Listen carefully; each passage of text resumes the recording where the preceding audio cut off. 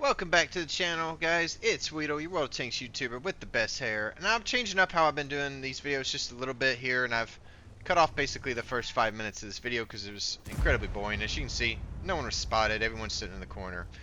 But I want to talk about how I play Prokhorovka in a heavy tank. And today I have the Object 277. Um, it's a solid heavy tank, though you're probably thinking it doesn't have great gun depression, so it struggles here. And compared to like a super conk, the answer is yeah, it probably does. But this is still my favorite position to come to on this map, and I want to go over why, how I play it real quickly, and what kind of damage and assisted numbers I expect that I get at this position. So, real quick, it's pretty common for heavies to come here and over here, and sometimes I even get in the bowl. Why do I choose this position as my go-to, though? Well, one, if I go into this little bowl right here and is that F2 area, I can't get out of there. And at least from this position, I can relocate, and I can achieve everything here that I can really achieve right there, in my opinion. So the other part is I don't like having to deal with this hill angle over here. And when I'm playing this far over on the map, the hill can't see me and they can't shoot me. So I don't have to worry about those angles. And that's actually quite nice. So the other thing you have to worry about is the C1 hill right here. And from the other side, it's the H1 hill, that should be right here. And it tanks here. So if they'd be trying to shoot the 60 TP, anything on C1 hill would try to shoot me when I poke up. So what kind of damage numbers am I expecting to get here? Generally, when I come here, I expect anywhere from 2 to 4,000 spotting damage in my heavy tank, which really helps out your overall numbers on your game. From damage-wise, it can vary, but I'm usually looking for at least 3,000, sometimes up to 3 to 5,000 plus the spotting damage. So it ends up being usually a very common about a 5 to 6,000 combined game for me. Um, and that's kind of, and it's very consistent. So this is one of my favorite maps to get when I'm in a heavy tank. Now, if you're curious, can you play like your super heavies here? Absolutely.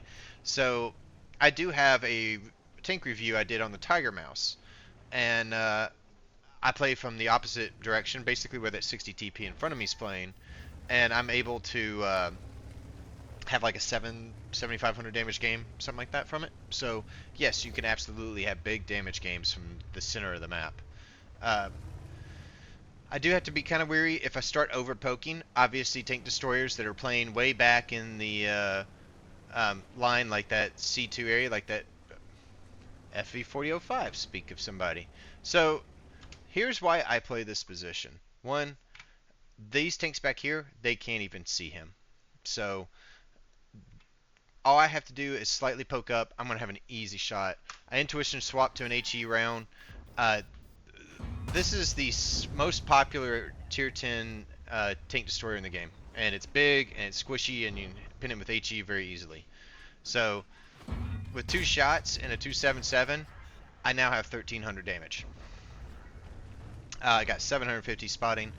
And, 5 minutes in the match, that may not sound like a lot, but, a minute ago I didn't have anything, and now I'm already up to like 2,400. So that's how quickly this position can start racking up those kind of numbers for you. Now, there's still a lot of tanks over there, and there's still plenty of time in the game. Our LT's moved way up. I will still get plenty of spotting damage, as you will see. But what you see here is where I drive up opposite sides of this tank using this rock, using this, I didn't really know what to call it, but the Wargaming's tanks that they put on the field. I actually spot that LT, get another shot into him, so I'm up to 2,300 spotting damage and 1,700 damage. So already looking like a better, a decent, much better game than it was. Able to easily pull up, have plenty of time to aim my shot, get a good round into the IS-4. That's why I like this position. Just allows you to do this. That our 60 TP finally decided to move up and able to do something. I tried to intuition swap to grill. RNG says no. We'll get more rounds in. So there's the other issue when coming here is it's artillery. Now they tried to put a round in. That one didn't splash me, but they do eventually hit me a couple of times. But as you see, like it does like 500 damage to me, and by the time they hit me and do anything, I got over 4,500. Yes, I will trade 500 damage for 4,500. And yes, it's frustrating. I get that. I It's hard to. It's in the game, but it doesn't hit hard. So yeah, 500 damage, and I've got 40, 4,600, 4,500. So yeah, absolutely worth it. So obviously 277, not a sniper, but I'm trying to get a little bit of work in on it. I am able to pin that one. So I'm up 2,700 damage, 2,300 spotting. And this is what when things start get going in this spot, this is how fast it starts racking up. RNG helped me out there a little.